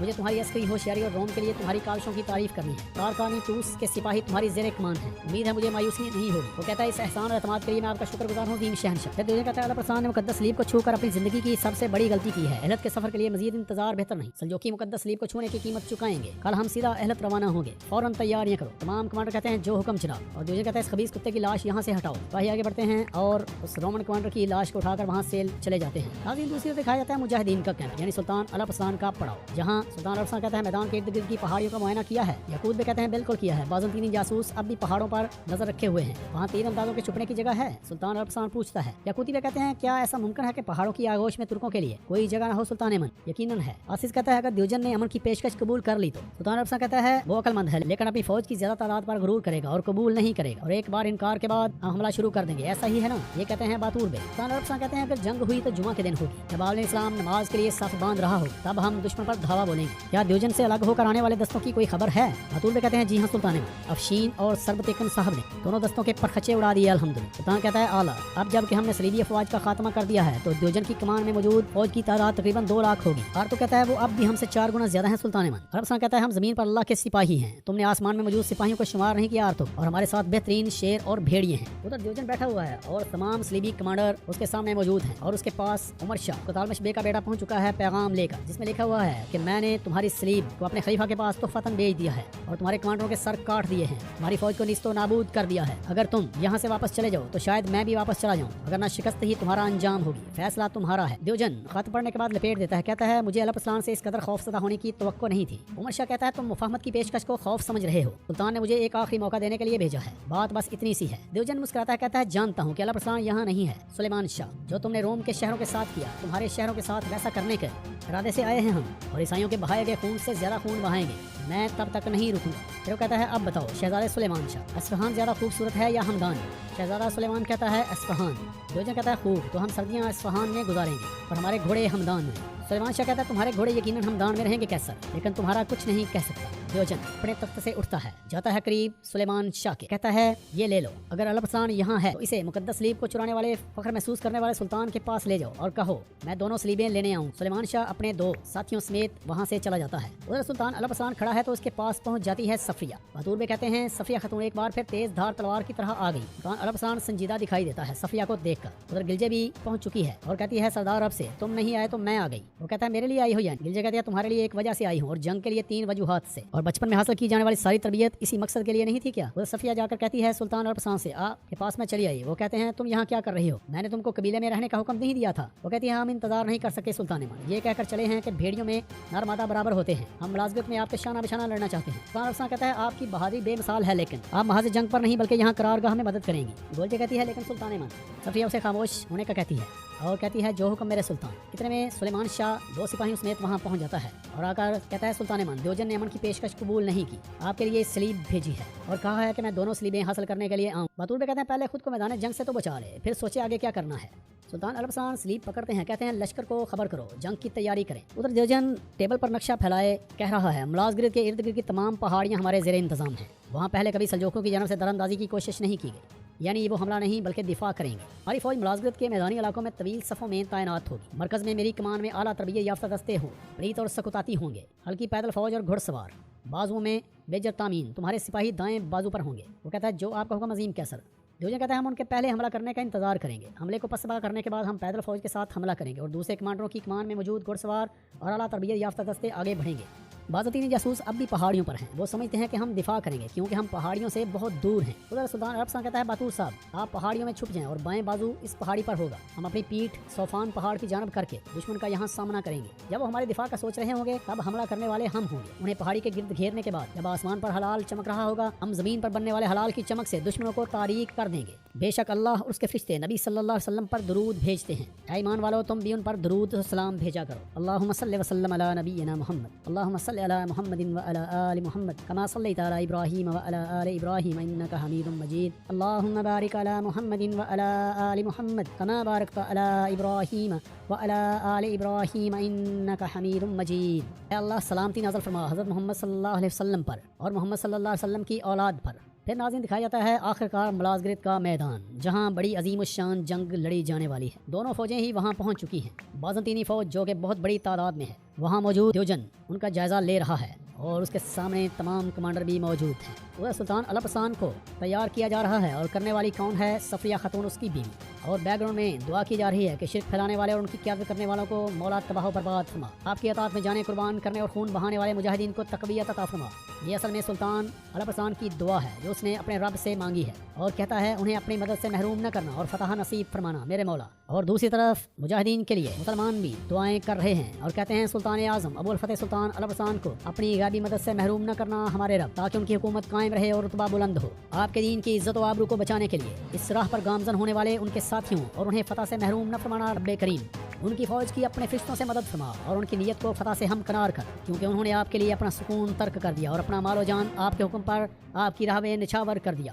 اے اللہ، آپ کے محبوب پیغمبر صلی اللہ علیہ وسلم کے نام سے پکارے جانے والے سلطان محمد الپسان نے جس طرح اسلام کا پرچم بلند کیا، بلا جھجک اسلام کا پرچم بلند کرنے کے لیے آپ کے حکم کی تعمیل کی۔ یہ دعائیں نماز جمعہ میں مانگی جا رہی ہیں تمام مسلمانوں کی طرف سے، اور کہا جا رہا ہے اپنے شب و روز آپ کی خدمت کے لیے وقف کر دینے والوں کو اے مولا فتح نصیب فرما۔ تمام لوگ آمین کہہ رہے ہیں، اور پھر آواز آ رہی ہے کہ انہیں دشمنوں کی تمام برائیوں سے بچانے والی ڈھال سے گھیر لے، آمین یا رب العالمین۔ اے اللہ، ان کے لیے ہر کام آسان کر دے اور کافروں کو نیست و نابود فرما اور اسلام کو عظیم فتح، آمین۔ یہ خاتون مسلسل سلطان الپسان کو تیار کرتی جا رہی ہے، جنگی لباس پہنا رہی ہے اور آخر کار جنگی ٹوپی بھی پہنانے کے لیے لے آتی ہے۔ ادھر سلیمیوں کا بادشاہ یعنی کیسر بڑھتا جا رہا ہے اپنی فوج کے آگے آگے ان کی کمان کرتا ہوا۔ سلطان الپسان نماز کے بعد اللہ تعالیٰ کے حضور ہاتھ بلند کیے ہوئے ہے اور دعا مانگ رہا ہے۔ مجاہدین آمین کہہ رہے ہیں۔ دیوجن سامنے کھڑا ان کو نماز پڑھتے ہوئے دیکھ رہا ہے۔ اراز کو بھی اس کے سر پہ کپڑا ڈالے گھوڑے پر سوار کر کے وہاں کھڑا کر دیا گیا ہے۔ عیسائیوں کی بہت بڑی فوج مسلمانوں کو ختم کرنے کے لیے کھڑی ہے، لیکن ہوگا وہی جو اللہ چاہے گا۔ کمانڈر تامین دیوجن کے پاس آتا ہے، کہتا ہے تمام دستے جنگی ترتیب میں ہے عظیم کیسر۔ وہ کہتا ہے اور منجنیقیں، وہ کہتا ہے وہ بھی تیار ہیں جناب۔ دیوجن کہتا ہے بہت خوب۔ الپسان نے خوف سے میرے سامنے آنے کی ہمت نہیں کی۔ اس کی فوج کا سربراہ یا کوتی ہوگا یا سلیمان۔ الپسان اپنے آپ کو بچانے کے لیے انہیں قربان کر رہا ہے۔ کمانڈر کہتا ہے مصولات اطلاعات کے مطابق الپسان کو موصل میں دیکھا گیا ہے جناب۔ کیسے کہتا ہے سامنے نظر آنے والی فوج کو دیکھ کر لگتا ہے ہم بہت جلد موصل پہنچ جائیں گے جنرل۔ موصل حاصل کرنے کے بعد اس کا انتظام تمہارے حوالے کر دوں گا کومینوس۔ وہ کہتا ہے واقعی جناب، یہ آپ کی بہت بڑی مہربانی ہوگی عظیم کیسر۔ دیوجن کہتا ہے اگر ہم رے شہر حاصل کر کے مرو تک پہنچ گئے وہ جگہ تمہاری ہوگی تامین۔ تامین کہتا ہے ہمارے سامنے کوئی نہیں ٹھہر سکتا، اس میں کوئی شک نہیں عظیم کیسر۔ ادھر سلطان الپسان اللہ سے دعا کر رہا ہے، کہتا ہے اللہ یہ تیرے اور تیرے رسول صلی اللہ علیہ وسلم کے راستے میں نکلنے والے لوگ ہیں۔ اگر میں عہد الصدق کا وفادار نہیں، اگر تیری رضا کے علاوہ میرا کوئی اور مقصد ہے تو مجھے تباہ کر دے، لیکن اگر ایسا نہیں ہے تو بدر کی طرح دشمن بہت زیادہ ہیں۔ میں اس میدان میں فتح نصیب فرما جہاں ہم کم ہیں۔ سلام ہو رسولوں پر اور تمام تعریفیں اللہ کے لیے ہیں جو تمام جہانوں کا پالنے والا ہے۔ پھر سلطان الپسان کو خیال آتا ہے جہاں وہ اپنے دادا سلجوق کے پاس کھڑا ہے اور کہتا ہے عقاب مجھے یہاں لے آیا دادا جان۔ بہادروں کے سربراہ سلجوق صاحب مسکرا کر اس کی طرف دیکھ رہے ہیں، پھر اسے کہتے ہیں ترکوں کی تاریخ بدل دینے والی سرزمین میں خوش آمدید بیٹا۔ سلطان الپسان کہتا ہے یہ گھوڑے کہاں جا رہے ہیں؟ سلجوق کہتے ہیں یہ پیچھے گھوڑوں پر سوار شخص میرا بیٹا میکائل ہے اور ان کے بیٹے تغرل اور چاغری ہیں۔ الپسان کہتا ہے چچا اور والد صاحب ایسا ہی ہے نا، لیکن وہ کس کے پیچھے ہیں؟ ان کے آگے کون ہے؟ سلجوق صاحب کہتے ہیں یہ تم ہو بیٹا، وہ مقدس پرچم جو میں نے جنگ میں اٹھایا تھا اسے شرمندہ تعبیر کرنے اور اناطولیہ تک پہنچانے والے تم ہو۔ الپسان ان کا کام تم مکمل کرو گے۔ جو کام تم نے دیکھا ہے وہ طلوع آفتاب سے غروب آفتاب تک پرواز کرے گا اور اپنے پنجوں سے وہ سرزمین جسے ہم اپنا وطن بنائیں گے یعنی اناطولیہ میں اترے گا۔ اس کے پیچھے تم بھی اڑ کر اس جگہ پہنچو گے یعنی اناطولیہ۔ سلطان الپسان اپنے خیال سے واپس آ جاتا ہے، وہ گھوڑے پر سوار ہے، اپنے سپاہیوں کی طرف دیکھتا ہے جو سلطان الپسان کی طرف دیکھ رہے ہیں، تھوڑے غمزدہ دکھائی دیتے ہیں کیونکہ کافروں کی تعداد بہت زیادہ ہے۔ پھر سلطان الپسان بولتا ہے، کہتا ہے میرے بہادروں، سرداروں، سپاہیوں، آسمانوں اور زمینوں پر اللہ کے سوا کوئی سلطان نہیں ہے۔ حکم اور تقدیر صرف اسی کے اختیار میں ہے، چاہے ہم کتنے ہی کم ہوں، ان کے پاس کتنی ہی بڑی فوج کیوں نہ ہو۔ تمام مسلمانوں نے ہمارے لیے منبر پر ہاتھ پھیلا کر دعا مانگی ہے۔ میں بھی جمعہ کے مبارک وقت پر دشمن پر دھاوا بولوں گا تاکہ ہمیں کامیابی ہو، یا فتح یاب ہو کر یا اپنا مقصد حاصل کروں، یا شہید ہو کر جنت میں داخل ہو جاؤں گا۔ اگر اللہ نے مجھے اس میدان میں شہادت نصیب کی تو میری آپ کے لیے وصیت یہ ہے کہ میرے بیٹے ملک شاہ کی بات ماننا، اس کی اطاعت کرنا اور سلطان بنانے کے لیے بیعت کرنا۔ پھر سلطان الپسان تلوار نکالتا ہے تو تمام لوگ اپنے اپنے ہتھیار، تلواریں اور دوسرے چیزیں نکال لیتے ہیں۔ سلطان الپسان کہتا ہے جس کے دل میں ذرا سا بھی خوف یا شک ہے، جو اس جنگ میں شامل نہیں ہونا چاہتا، وہ لوٹ کر جا سکتا ہے، ابھی ہماری صفیں چھوڑ دے۔ تمام سپاہی اور کمانڈر انکار کرتے ہیں اور کہتے ہیں آپ ہمارے سربراہ ہیں اور ہمیشہ رہیں گے، ہم یہاں سے کہیں نہیں جانے والے۔ سلطان الپسان پھر کہتا ہے کیونکہ آج یہاں حکم دینے والا سلطان اور حکم لینے والا کوئی سپاہی نہیں ہے، اچھی طرح جان لو آج میں بھی تمہارے جیسا ہوں، تمہارے شانہ بشانہ جہاد کرنے والا ایک غازی ہوں۔ میرے ساتھ جنگ کرنے والوں کا سب کچھ اللہ کے حوالے ہے، شہید ہونے والا جنت میں جائے گا اور زندہ رہنے والا فتح سے ہمکنار ہوگا۔ اور اگر ہرگز مت بھولنا کہ فتح صرف ایمان والوں کے لیے ہے۔ پھر وہ اللہ اکبر کی تکبیر بلند کرتا ہے تو تمام لوگ سپاہی فوج اللہ اکبر کی تکبیر سے میدان جنگ کو دہلا دیتے ہیں، کافروں تک ان کے نعروں کی آواز پہنچنے لگتی ہے۔ سلطان الپسان چونکہ دیوجن سے کافی دور ہے، اس لیے دیوجن کو کچھ اندازہ نہیں کہ وہاں سلطان الپسان بھی موجود ہے۔ उधर द्योजन कहता है काश के अनकरीब मेरे मुकाबला आने वाली फौज के कमांडर तुम होते सुल्तान अल अरसलान। फिर तामीन अपने दस्ते को लेकर आगे बढ़ जाता है और द्योजन ये देखकर हैरान रह जाता है कि तामीन कहाँ चला गया। द्योजन घबरा कर कहता है ये क्या बेवकूफी है, मैंने तो अभी हरकत करने का हुक्म नहीं दिया। उधर सुलेमान शाह कह रहा है कि जनाब वो हमला कर रहे हैं। सुल्तान अल अरसलान बदस्तूर खामोश खड़ा है, वो कुछ नहीं कहता। तो याकूती साहब बोलते हैं, कहते हैं सुल्तान मन वो तामीन है। सुल्तान अल अरसलान कहता है भेड़िए अपनी कछार में लौट आए हैं। तमाम कमांडर और सिपाही सुनकर बहुत खुश होते हैं। उधर सलीबी कमांडर द्योजन से जाकर कहता है कि औस और बचानक ने दायां बाजू छोड़ दिया है जनाब। द्योजन कहता है खुदावंद की कसम खाता हूँ कि तुम्हें और तुम्हारे सिपाहियों को जहन्नम में भेजूंगा तामीन। उधर तामीन सुल्तान अल अरसलान के पास पहुंच चुका है, वो याकूती साहब को भी सलाम करता है, वो बहुत खुश हैं। सुल्तान अल अरसलान कहता है हमारे साथ आपकी साबित कदमी और अकीदत के लिए सलामत रहे तामीन साहब। तामीन कहता है मेरी रगों में तुरक खून दौड़ रहा है और क्या करता सुल्तान मन, मेरा सर आपकी राह में कुर्बान है। और आज भी अपने सर से काला कपड़ा हटा देती है और खुश हो जाते हैं देखकर उसे मुजाहिदीन। सरदार अल्प भी देखकर हैरान रह जाता है। एराज कहती है मैं तामीन साहब की बदौलत बच गई, मेरा सर भी आपकी राह में कुर्बान है सुल्तान अल अरसलान। वो फिर जाकर अपनी सफ में खड़े हो जाते हैं। फिर सुल्तान अल अरसलान मुड़ता है, सलीबियों के लश्कर की तरफ देखने लगता है। कमांडर हुक्म का इंतजार करते दिखाई देते हैं। तो द्योजन कह रहा है आज हम सिर्फ रोम के दुश्मनों से नहीं बल्कि यसु मसीह के दुश्मनों से भी लड़ेंगे। अगर तुम खुदावंद से जाहो जलाल इज्जत मालो दौलत की फरमानी चाहते हो तो इसके दुश्मनों के सरों को रोन दो। फिर वो अपनी तलवार निकालता है, तमाम लोग भी अपनी अपनी तलवारें निकाल लेते हैं। फिर कहता है मुकद्दस रोम के नाम की कसम खाता हूँ मुलाज़िम तुर्कों का कब्रिस्तान होगा, आज हमारा दिन है, जरा बराबर शक न करो, खुदावंद हमारे साथ है। तमाम लोग नारे लगाने लगते हैं कि खुदावंद हमारे साथ है, खुदावंद हमारे साथ है। फिर द्योजन कहता है टूट पड़ो, हमला कर दो, कुचल दो सबको। फिर उनका लश्कर आगे बढ़ जाता है तो सुल्तान अल अरसलान भी उधर कमांड देता है आगे बढ़ने की और क़यादत करता हुआ उनका लश्कर भी काफरों पर टूट पड़ने के लिए दौड़ लगा देता है। दोनों फौजें एक दूसरे पर ताबड़तोड़ हमले करने के लिए बेताब हैं और आखिरकार वो एक दूसरे में घुस जाती हैं और जंग खून रेज बन जाती है। हर तरफ लाशें ही लाशें गिरती नजर आ रही हैं, कुछ मुसलमान शहदा की और कुछ काफरों की जो कि वासले जहन्नम होते दिखाई दे रहे हैं। सुल्तान अल अरसलान और उसके सिपाही बहादुरी से लड़ते दिखाई देते हैं, काफर भी किसी से कम नहीं। द्योजन मैदान जंग में कूद चुका है और जमीन पर लड़ता दिखाई देता है, जबकि सुल्तान अल अरसलान अभी तक घोड़े पर मौजूद है और वहीं से काफरों का कला कमा करता दिखाई देता है। सुल्तान अल अरसलान के सिपाही इंतहाई जान बाजी से लड़ते दिखाई देते हैं, हर कोई कई काफरों को कत्ल करता दिखाई दे रहा है और काफर इतनी तादाद में है कि खत्म होने का नाम ही नहीं ले रहे, जबकि फिर भी मुजाहिदीन की तलवारें थकने का नाम नहीं ले रही और हर तरफ काफरों की लाशों के ढेर नजर आते हैं। मैदान जंग मलाजगिरत भर चुका है काफरों की लाशों से और ऐसा लगता है कि मुसलमान मुजाहिदीन अनकरीब फतह हासिल कर लेंगे और अजीम फतह उनके मुकद्दर में होगी। उधर एराज भी तामीन के साथ मिलकर काफरों का कला कमा करती नजर आती है। आर्तुक उसकी बहादुरी को एंजॉय कर रहा है कि कितनी दलेर औरत है ये। आतिश बातूरबे और दूसरे तमाम कमांडर जी भरकर काफरों का कत्लेआम करते दिखाई देते हैं। ये जंग इंतहाई तवील नजर आ रही है। सुल्तान अल अरसलान की तलवार सैकड़ों काफरों को मौत के घाट उतार चुकी है, हर तरफ काफरों की लाशों के अंबार लगे हुए हैं। उधर आवार को एक सलीबी उसकी कमर पर बर्छी मारता है, लेकिन आवार इतना जख्मी तो नहीं होता, लेकिन लगता है कि उसे चोट शदीद लगी है। क्या सुलेमान शाह, क्या आतिश, क्या आर्तुक, क्या बातूरबे, क्या याकूती बे, हर कोई अपनी बहादुरी का मुजाहरा कर रहा है। उधर द्योजन सुल्तान अल अरसलान की तरफ बढ़ता है, कहता है मुझसे नहीं बच पाओगे अल अरसलान। वो अपने आगे आने वाले एक सल्जूकी सिपाही को काट देता है और फिर कहता है आगे बढ़ो, उन्हें भागने मत देना। सुल्तान अल अरसलान के सिपाही आगे आगे हैं और सुल्तान अल अरसलान बजाते खुद भी, जबकि सलीबी उनके पीछे पीछे आ रहे हैं उन्हें कत्ल करने के लिए। और द्योजन कहता है खामोश, हम दुनिया के आखिरी कोने तक इनका पीछा नहीं छोड़ेंगे, भागते रहो, इनको कत्ल करो, बढ़ो। आखिरकार सुल्तान अल अरसलान एक जगह पर रुक जाता है। सलीबी अभी भी मुसलसल भागते जा रहे हैं। सुल्तान अल अरसलान की आवाज पर सुर फूंके जा रहे हैं। फिर सुल्तान अल अरसलान जब रुकता है तो द्योजन भी अचानक वहीं रुक जाता है और उसे महसूस होने लगता है कि हम फंस गए हैं। मुसलमानों का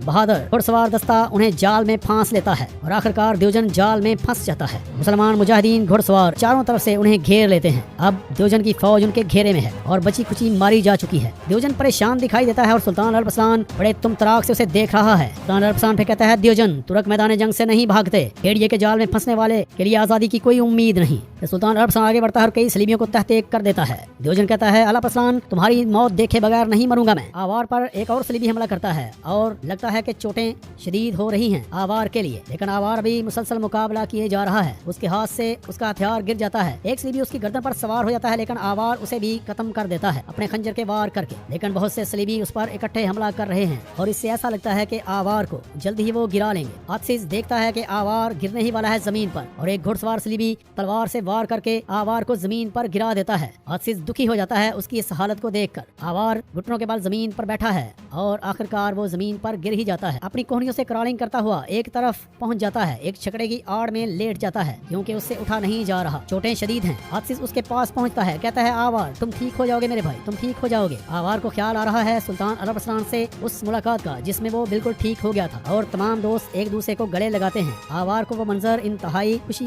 दे रहा होता है और उसे याद आ रहा होता है। फिर वो अपने ख्याल से वापस आता है, कहता है मैं गवाही देता हूँ कि अल्लाह के सिवा कोई माबूद नहीं, यानी वो कलमा शहादत पढ़ने लगता है और अपनी जान जाने आफरीन को सपुर्द कर देता है। इन्ना लिल्लाहि व इन्ना इलैहि राजिऊन। लेकिन नाज़रीन, जहाँ बड़ी बड़ी कामयाबियाँ मिलती हैं वहाँ भी शहादत जैसी अजीम कामयाबी मिलना कोई बड़ी बात नहीं, क्योंकि इसी शहादत और इसी जंग की वजह से मुसलमानों को कामयाबियाँ मिलती हैं, जिसमें ये आर्जी नुकसान आखिरत का फायदा ही फायदा होता है। आवार अपनी जान अल्लाह के हुजूर दे देता है और जन्नतों का मेहमान बन जाता है। आवार चूंकि दुनिया से जा चुका है तो आसिस इंतहाई गमज़दा है और आवार को पुकार रहा है और उसके गम में इंतहाई दिल गिरफ्ता और रोता हुआ दिखाई देता है। उसके चेहरे पर अपना चेहरा रख देता है। लड़ाई मुसलसल जारी है। मुसलमान काफरों का कत्लेआम करते दिखाई देते हैं और उधर एक तलवार जो कि सलीबी की है वो घोंप दी जाती है सरदार अल्प के सीने में और सरदार अल्प जमीन पर गिर जाता है। वो सलीबी जख्मी करके सरदार अल्प को जमीन पर गिरा कर वहाँ से भाग जाता है। सरदार अल्प ख्याल आ रहा है फिर बचपन में जब सुल्तान अरब अरसलान से वो छुपा हुआ है एक बेंच के नीचे और सुल्तान अरब अरसलान से बाहर आने का कहता है। वो कहता है मैं नहीं निकलूंगा, मुझे प्यास लगी है। ये उस वक्त की बात है जब उसके माँ बाप को शहीद कर दिया गया और अरब अरसलान वहाँ पहुँचता है, उसे बाहर निकालने का कहता है आओ मैं तुम्हें पानी दूं। फिर सरदार अल्प डरता सहमा हुआ बाहर निकल आता है और सुल्तान अरब अरसलान से कहता है आओ यहाँ बैठो। फिर उसे अपने गले से लगाता है और उसको अपने बेटों की तरह प्यार करता है। वो कहता है मुझे अपने साथ ले चलें जनाब, मुझे भी अपने सिपाहियों में शामिल कर ले, मैं आपके साथ मिलकर काफरों से लड़ूंगा, आपकी सांस से ज्यादा करीब रहकर हिफाजत करूंगा जनाब। सुल्तान अरब अरसलान कहता है ठीक है मेरे बेटे चलो। सरदार अल्प को ये ख्यालात आ रहे हैं। फिर उसे ख्याल आता है जब वो और गिलजे जिनको ईसाइयों ने गिरफ्तार कर लिया था, वो रोटी देता है गिलजे को अपने हिस्से की। कहता है औरत की भूख देकर मर्द को खाते कहाँ देखा है, शाबाश लो खाओ। गिलजे उससे लेकर खाना खाने लगती है। फिर वो उसे अपना कंबल भी देता है। इन्हीं ख्यालात के साथ धड़ाम से सरदार अल्प जमीन पर गिर जाता है, या तो वो बेहोश हो चुका है या शहीद। उधर सुल्तान अरब अरसलान के सामने द्योजन है और द्योजन को सुल्तान अरब अरसलान सख्त मुकाबले के बाद गिरफ्तार करने में कामयाब हो जाता है। अपनी तलवार उसकी गर्दन पर रख देता है। द्योजन बेबस नजर आता है और सुल्तान अरब अरसलान की तलवार उसकी गर्दन पर पड़ी है, किसी वक्त भी उसे कत्ल कर सकती है, लेकिन सुल्तान अरब अरसलान उसे गिरफ्तार करना मुनासिब समझता है। मुसलमानों को अजीम फतह हासिल हो चुकी है। हर तरफ काफरों की लाशें बिखरी हुई हैं, जबकि बच जाने वालों को गिरफ्तार कर लिया गया है। तामीन, सुलेमान शाह, बातूर बे, असीस, यासीन और तमाम कमांडर वहाँ मौजूद हैं। अराज और आर्तुक भी इकट्ठे खड़े हैं। मुसलमानों के चेहरे खुशी से सरशार हैं। याकूती साहब मुस्कुराते हुए नजर आते हैं। सुल्तान अरब अरसलान ने अभी भी तलवार रखी हुई है द्योजन की गर्दन पर और वो बेबस खड़ा अपनी शिकस्त का मजा चख रहा है। फिर सुल्तान अरब अरसलान को दिखाया जाता है जो खैमे में मौजूद है, अपने हाथ साफ कर रहा है, अपना चेहरा भी। पता मुसलमानों के मुकद्दर में लिखी जा चुकी थी। अल्लाह ने उन्हें उसी से नवाज दिया। फरिश्तों ने अल्लाह की मदद से उनकी मदद की। फिर खैमे में लाया जाता है द्योजन को सुल्तान के सामने पेश किया जाता है। सुल्तान अरब अरसलान कहता है सच बताओ द्योजन, अगर जंग में मेरी जगह तुम फतेह याब होते तो मेरे साथ क्या सलूक करते? द्योजन कहता है बहुत बुरा सलूक करता, तुम्हारे तसव्वुर से भी बद। सुल्तान अरब अरसलान कहता है अगर इसके बरअक्स कहते तो यकीनन झूठ बोलते। अब सोच रहे हो कि मैं तुम्हारे साथ क्या करूंगा? 3 सूरतें हैं। द्योजन कहता है पहली, तुम मुझे मार डालोगे, दूसरी, मुझे इन मुस्लिम ममालिक में जला वतन कर दोगे जहाँ पर कब्जा करना चाहता था, और तीसरी, नामुमकिन चीज के लिए बोलने की जरूरत नहीं। सुल्तान अरब अरसलान कहता है ऐसी क्या चीज है जो नामुमकिन है? द्योजन कहता है मुझे माफ करना, दियत और तहाइफ के बदले रिहा करना। सुल्तान अरब अरसलान कहता है मान लो कि तुम्हें माफ करके वापस भेज देता हूँ, इसके बदले में तुम क्या करोगे? द्योजन कहता है अपनी बाकी जिंदगी एक गुलाम, एक महकूम और आपके एक कमांडर की हैसियत से गुजारूंगा, और जब तक जिंदा रहूंगा रोम कभी भी सल्जोकों के लिए खतरा नहीं बनेगा। सुल्तान अरब अरसलान कहता है तुम्हें मुआफ कर दूंगा, कुस्तुनतुनिया जाओ और हमें हर साल मतलूबा खराज अदा करो, इस तरह तुम इत्मीनान से अपने तख्त पर बैठ पाओगे। जब तक हम कुस्तुनतुनिया नहीं पहुंच जाते तुम हमारा इंतजार करोगे। फिर द्योजन को खैमे से बाहर निकलकर तलवार दे दी जाती है और कहा जाता है यह है तुर्क मुसलमानों के हाथों रोम का सर झुकाने और अनातोलिया की तकदीर बदलने वाला मैदान मलाज़गिरिद। ये जमीन के कम तादाद और हथियारों के साथ आसमानी फौज की मदद से हासिल होने वाली फतह है। तुर्क सुल्तान अरब अरसलान के हाथों दरवाजा खोले जाने के बाद अनातोलिया में बरकत बनकर चलने वाली हवा की तरह बढ़ते चले आए। रोमन द्योजन को दिखाया जाता है कि उसने तलवार हासिल कर ली है अपनी, और फिर वो मुड़ता है और वहाँ से अपने 4 सलीबी सिपाहियों समेत उसको रिहा कर दिया जाता है। और कहा जा रहा है कि बादशाह रोमन द्योजन को अगर जैसे सुल्तान अरब अरसलान की रहमदिली की बदौलत रिहाई नसीब हो गई, मगर उसकी अपनी कौम ने उस पर जर्रा बराबर भी तरस नहीं खाया। इंतहाई तकलीफ से तशद्दुद से गुजारा गया, आंखें निकाल ली गईं और फिर मार डाला गया। सीधी राह पर चलने वाले बाहिम्मत, अकलमंदो ज़हीन और मजबूत कुव्वत इरादी के मालिक सुल्तान अरब अरसलान ने मलाज़गिर की फतह के नतीजे में अनातोलिया को हमेशा के लिए तुर्कों का वतन बना दिया। इस फतह के महज 1 साल बाद उन पर बुज़दिलाना हमला किया गया। मिस्र फतह करके आलम इस्लाम को एक खलीफा के परचम तले इकट्ठा करना उनके नहीं बल्कि एक और अजीम शान कमांडर सलाहुद्दीन अय्यूबी के मुकद्दर में लिखा था। और फिर दिखाया जा रहा है इस किस्त के इख्तिताम पर सुल्तान अरब अरसलान अपने बाजू पर शाहीन को बैठाए यानी बाज को बैठाए हुए खड़ा है, घोड़े पर सवार है, और आखिरकार वो उस उकाब को उड़ा देता है अपने हाथ से। और फिर बताया जा रहा है कि सुल्तान अरब अरसलान जब 1072 में शहीद हुए तो उनकी उम्र महज 42 साल थी। तुर्क तीर थे तो इस्लाम वो कमान था जिससे ये तीर फेंके जाते थे। सल्जूकी सल्तनत अनातोलिया को तुर्कों का वतन बनाने वाली, अनातोलिया के सीने में अपना तीर उतारने वाली और मुआशरती तारीख में अपना नाम نقش کرنے والی عظیم الشان سلطنت تھی۔ خاندان آغوز قبیلہ کنک نام ترک، انہوں نے اپنا پاؤں جہاں رکھا اس جگہ کو اسلامی سرزمین بنا دیا، اور پھر دکھایا جاتا ہے کہ سلطان الپرسان وہاں جھنڈا گاڑتا ہے اور گھوڑے پر سوار ہو کر چلا جاتا ہے۔ اور یہیں پہ ناظرین یہ سیزن اور یہ ایپیسوڈ 61 اپنے اختتام کو پہنچتی ہے۔